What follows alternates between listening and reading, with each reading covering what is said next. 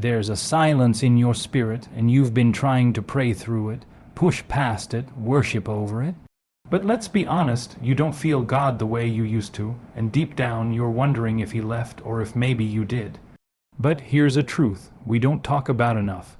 You stopped feeling God when you started faking peace. We live in a world that idolizes composure. We're taught to smile when we're bleeding, to say, "I'm fine," when we're falling apart. We've traded authenticity for appearance, and in doing so, we've lost our ability to be present with ourselves, with others, and with God. But listen to me carefully. God doesn't dwell in your performance. He meets you in your pain. Philosophically, love, true love, is not about maintaining calm or looking unbothered. Love, at its core, is disruptive. It breaks down walls. It calls you out of hiding. It demands you be seen. And not the edited version of you, the real, trembling, imperfect you. Psychologically, when we suppress our true feelings, when we pretend we're at peace while our heart is at war, we disconnect not only from ourselves, but from the voice of God that speaks through truth. God is not found in our ability to mask the chaos. He is found when we bring the chaos to Him. Real love requires courage, and courage means saying, "Here I am," afraid, ashamed, angry, confused, and still choosing to be honest. This is where the Spirit moves. When we fake peace to protect an image, we close off the very places God longs to heal. We keep Him out of the conversations that matter. The distance you feel, it's not rejection, it's resistance. Your resistance to being vulnerable with the one who already sees you fully. Love isn't just a feeling, it's a voluntary act of surrender. It is the decision to open yourself again and again, even when you've been hurt, even when you're tired, even when nothing makes sense. And here's the tension: we long for unconditional love, but we're terrified of being seen unconditionally. We crave divine closeness, but resist the very transparency that invites it. God is not asking you to fix yourself.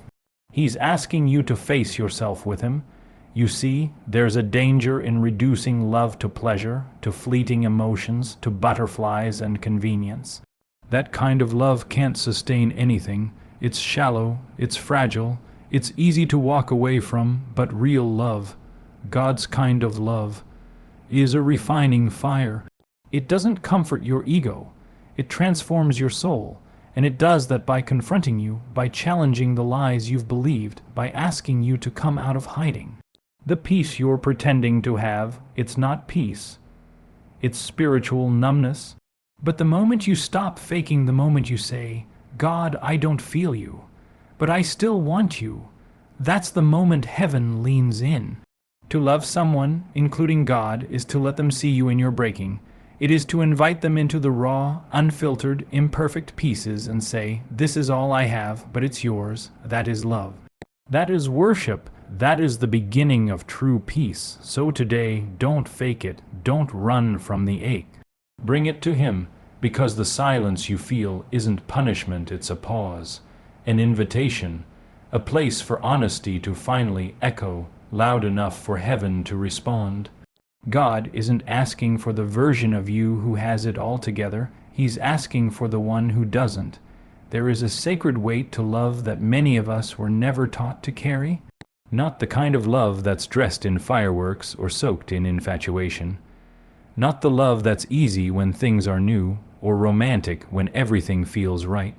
No, I'm speaking of the kind of love that chooses, that remains, that costs. Love in its truest form is not a feeling. It is a conscious act of courage, of soul-level responsibility. It is a divine decision made in spite of the chaos around you. And sometimes, because of it, you see, we were never meant to navigate love as if it were a fleeting wind, something that comes and goes based on convenience or chemistry. That's not love, that's emotional entertainment. Real love is forged in discomfort. It lives in the tension between vulnerability and strength. It asks something of you, something radical. It calls you to give of yourself, not because you are guaranteed to be received, but because you were made to reflect a God who gives without condition. Philosophically, love is the organizing principle of human experience. It is the frame through which we find meaning. Without love, all achievement becomes hollow, all knowledge becomes noise. Without love, what are we becoming? But that kind of love, agape love, doesn't float into your life. It is formed, and its formation requires fire. Because love, when it is real, will expose you. It will surface the parts of you you've managed to keep buried. Your insecurities, your past wounds, your ego, your pride, your need for control, and in doing so, love invites you into a transformation. Not to lose yourself, but to become yourself. Psychologically, this love becomes the mirror through which we understand our identity. It teaches us that we are not made to simply receive, we are made to become. Love invites you to carry not only another, but your own brokenness with grace. It demands vulnerability, but not in weakness, in divine courage, to say, "Here I am, exposed, not perfect, but willing." That is holy ground. And yet, we live in a culture that has distorted love, reduced it to pleasure, made it about transaction. I'll love you if you make me feel something. I'll stay if you don't change too much. We want the passion, but not the pruning. We want the fire, but not the refining. But the hedonistic pursuit of love, the one that runs at the first sign of discomfort, only leaves us emptier. Because we were never made to love based on return, we were made to love based on revelation, revelation of a God who stayed, a Savior who bore the burden of imperfection and loved through it, not around it, not above it, through it. So how do we love someone, not despite their flaws, but because of the shared burden of being? We choose to see their struggle not as a detour, but as the arena of divine intimacy. We recognize that love is not about perfection, it's about presence, about showing up again and again, not because it's easy, but because it's right. That's the tension we live in, the ideal of unconditional love, meeting the real limitations of human hearts. But it is in that tension that God does his deepest work, because to love in truth, disciplined, intentional, unwavering, is to become like Christ. And when you love like that, something begins to shift, not just in the relationship, but in you. Your soul expands. Your character matures, your capacity deepens. You don't just feel love anymore, you become it. If you've ever truly loved someone deeply, painfully, honestly, then you've stood at the edge of something sacred. Something terrifying, something holy, because real love is not about possession. It's not about what you get. It's about what you give, even when it costs, and that's why so many walk away. Because love, in its purest form, requires the death of the ego. It requires sacrifice. You see, love was never meant to be a fleeting passion. It was never meant to be defined by butterflies, perfect timing, or poetic connection. Those things may draw us in, but they don't keep us. Love is not a feeling, it's a covenant. It is a voluntary act of the will, a surrender of self within the unpredictable chaos of human relationship. And in that surrender, something greater than emotion is born: transformation. Philosophically, love stands as the axis around which the human experience turns. It gives meaning to suffering, purpose to existence, and shape to identity. Love invites us to a higher form of being, one not defined by instinct or impulse, but by the ability to choose another person's good, even when it demands our own discomfort. This is why love is the highest form of courage. To love deeply is to enter the fire willingly, to embrace vulnerability, to risk rejection, to carry another's burdens not out of obligation, but out of holy desire. And this changes us, it forms us. The act of giving love reshapes our soul, chisels our character, and refines our moral compass. But here's the tragedy: we've traded sacred love for selfish pleasure, we've reduced intimacy to gratification, commitment to convenience, and passion to performance. And in doing so, we've created a generation of people who feel deeply but don't stay long, who want connection without conflict, desire without discipline, love without labor, but that's not how love works. True love is not hedonistic. It is holy. It is not about how someone makes you feel in the moment, but who you become because of them in the journey. Love is the arena where your pride is humbled, your patience is tested, and your faithfulness is proven. It is not a place of escape, but a place of growth. And in this sacred growth, we encounter the tension that all real lovers know. The tension between the ideal of unconditional love and the reality of human brokenness. How do you keep loving when they fail you, when their flaws hurt you, when they aren't who they promised they'd be? You do it by remembering this truth. Unconditional love does not mean uncritical acceptance of everything. It means relentless presence in the process. To love someone, not despite their flaws, but because of the shared burden of being, is to recognize this, that we are all carrying wound.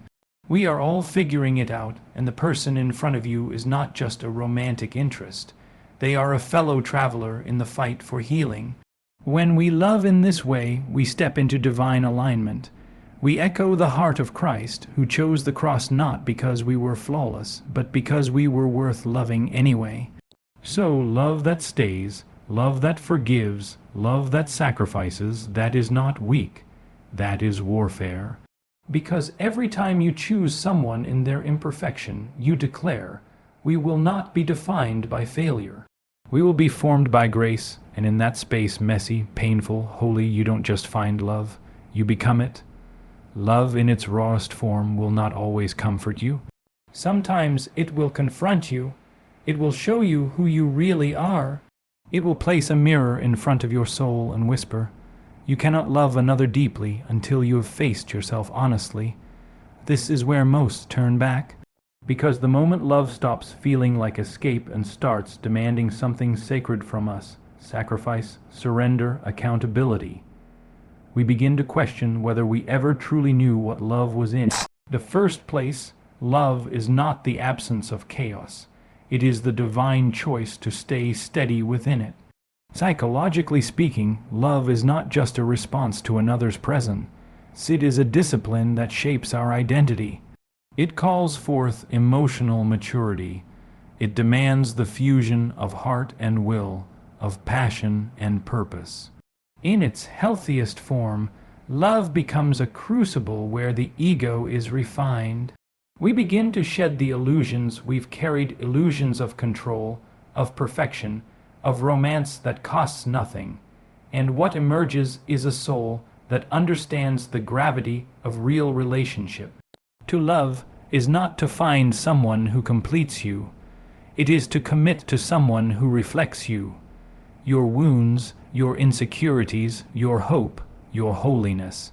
That reflection can be terrifying, because suddenly we are not merely engaging in a pleasurable connection. We are being invited into transformation, and transformation never comes without tension. Philosophically, love operates as a moral compass.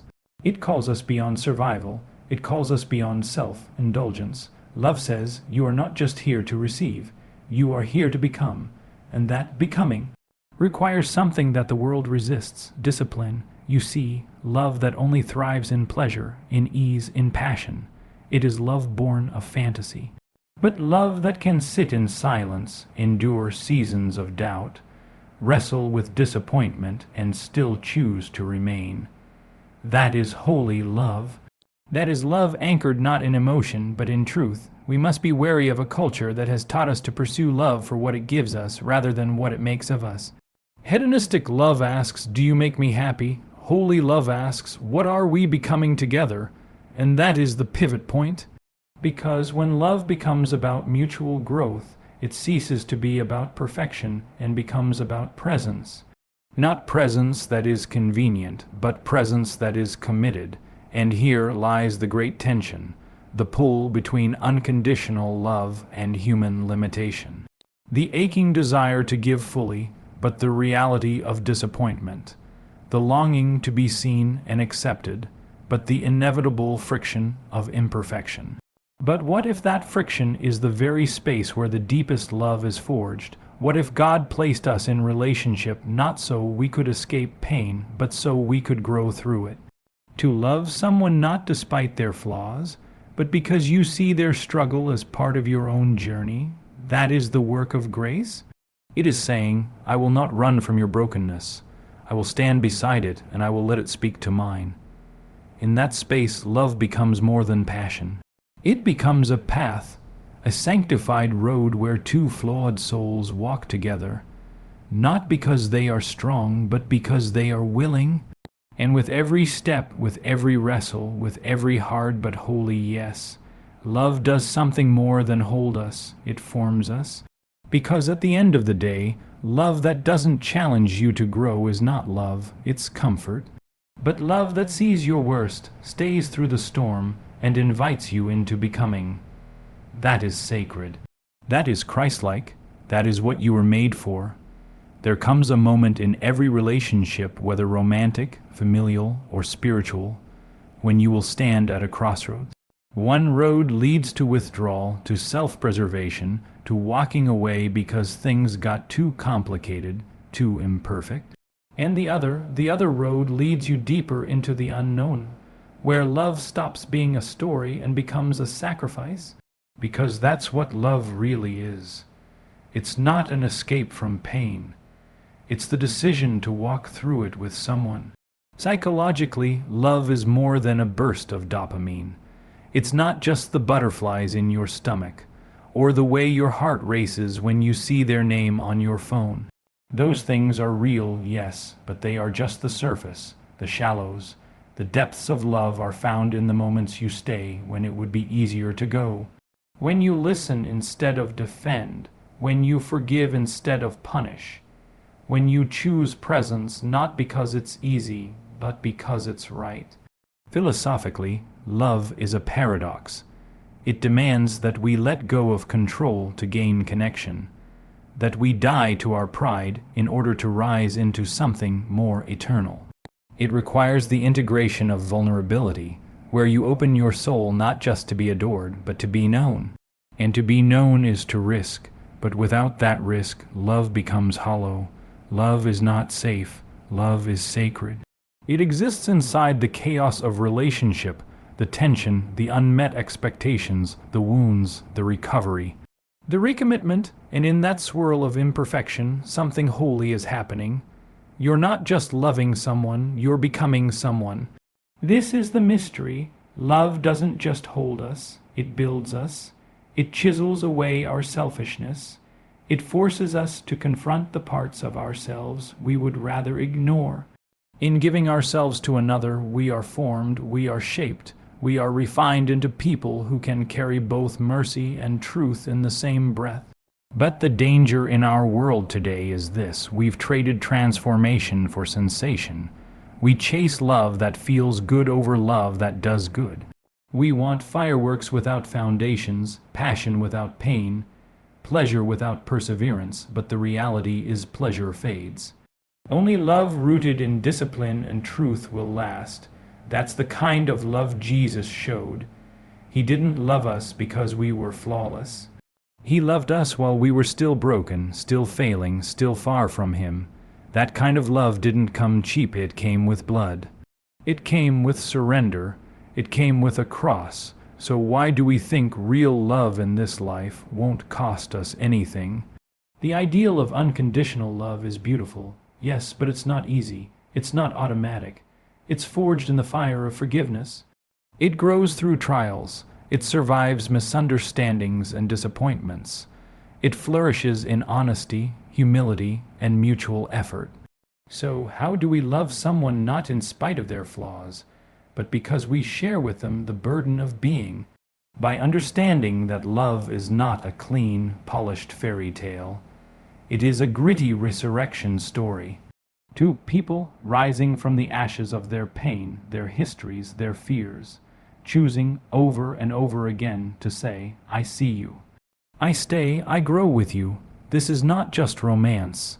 This is resurrection, and in that kind of love we echo heaven. We become living pictures of the God who stays, the Savior who pursues, the Spirit who transforms. So the next time you are tempted to walk away because it's hard, pause. Ask yourself, is this difficulty the breaking point or the birthing place? Because sometimes what feels like the end of love is actually where real love begins.